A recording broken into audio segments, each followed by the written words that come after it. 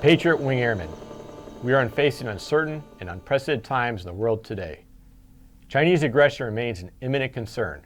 North Korea continues their quest for nuclear-tipped ballistic missile capability. Russia remains a threat to European countries, and the Middle East and Africa continue to be unstable regions. Each of these potential conflict zones demand a well-equipped and well-trained force, and the Air Force we have is not the Air Force we need to win tomorrow's fight. The threats we face demand that we change the way we do business.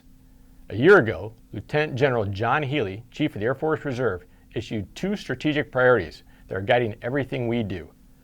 Priority 1 is ready now, and priority 2 is transforming for the future. Executing General Healey's priorities begins with all airmen, to include civilians, actively engaging in personal and unit readiness. The intent is to build readiness and resiliency to support our warfighting efforts. Every member of the Patriot Wing owns their readiness. Loss of currency or proficiency is unacceptable. Do not wait on your unit to coordinate. We must work together to create an effective warfighting element to meet current and future threats. The Air Force Reserve task orders are directive. They're made up of 3 levels of action orders. These include all airmen and civilians, squadron commanders and command teams, and wing and group commanders. To begin, Airman Task 1 for uniformed airmen requires you to maintain readiness through AFRC proficiency to include timely upgrade training, medical readiness, ready airman training currency, physical fitness, both preparing for combat and fitness assessment currency, and professional development, which includes completing PME, CBTs, and other official and non-official courses. Task 2 is for our civilians and includes enabling readiness through allocating unit resources to meet assigned missions and acting with speed to execute resources to support unit-assigned missions. The desired end state is for every airman to be resilient and ready to answer the call to fight in any operational environment. The next level for Air Force Reserve action orders are squadron commanders and senior enlisted leaders. Our leaders must ensure unit cohesiveness, cultivate a combat mentality, develop airmen with a warrior mindset prepared for any conflict, and lead units that can operate independently despite disconnected command and control lines of communication. Command teams have 3 directed tasks.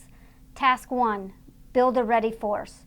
Task 2, leading their units with mission-driven purpose. And Task 3, prioritize resiliency in their units. This includes both stress inoculation and family resiliency.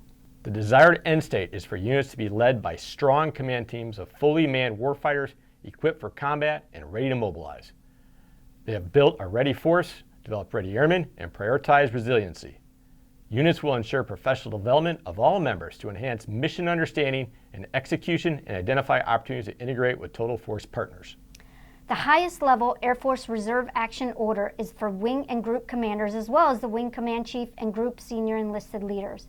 We will move at speed and ensure communication to subordinate units to convey intent, level of resourcing, planning factors, and clear expectation of performance.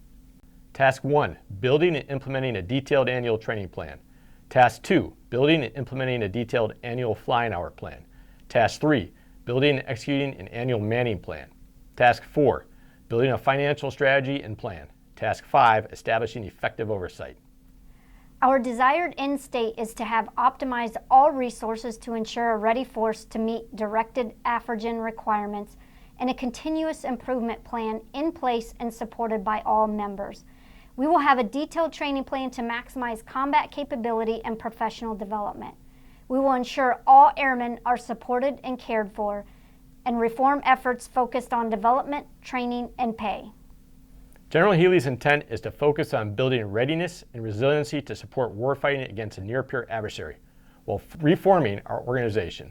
This includes building a force that is combat ready to meet combatant commander requirements. We will accelerate preparations to build a certified expeditionary air base capability for the 25.2 AFRC cycle. He expects all leaders and stakeholders to collaborate consistently, synchronizing communication up and out, as well as down and in, to every airman. We will hold ourselves and the 439th Airlift Wing leaders at all levels accountable in planning and execution of an effective strategy to build a ready force while reforming the organization. We will place renewed emphasis on developing the enlisted force. We will set conditions to successfully recruit and do everything possible to care for and retain those who are currently serving. These tasks are considered orders. My expectations are for every single airman and civilian to follow them. If you don't understand the orders, ask your supervisor for clarification. The Command Chief and I are proud to serve alongside each of you. I have full confidence that following these orders will allow us to prevail in any future fight. Now let's get after them. Ready now, transforming for the future.